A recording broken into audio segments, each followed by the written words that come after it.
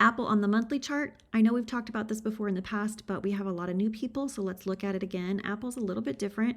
It likes to create a new all-time high. So we pushed all-time high, we push higher, right? Here's our new all-time high, and then we push back down and we retest the previous high. Then we push higher, right? We pull back down, retesting the previous high, we push higher. We pull back down. We really chopped right through here and just really could not break out of this range.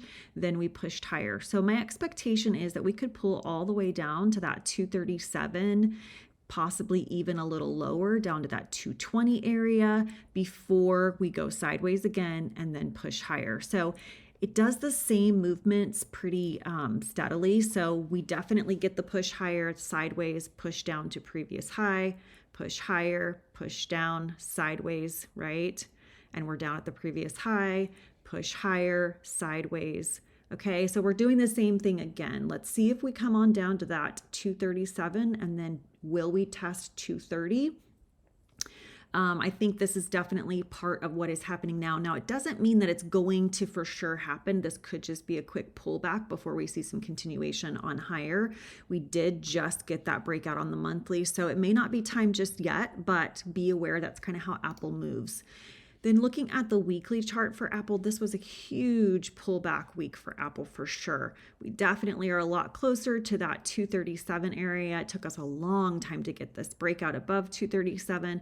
So we need to hold under that 250 area to stay in this new downtrend. We break 250 and we can head right back up and see more upside.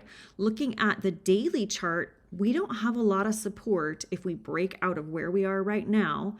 We don't have a lot of support until we get down to 235.50. So we could see some resistance at 237, and then we could see another support level at 235.50. We need to hold under 245.75 to stay in our downtrend. And then looking at the 4 hour, we always talk about looking left, and here's why. So the 4 hour, we just got stuck on Friday. We just couldn't move. But if you look left, look how many tiny candles are in this range. So this range is definitely a lot of chop. So as long as we stay inside this range, unfortunately, we could stay choppy as well.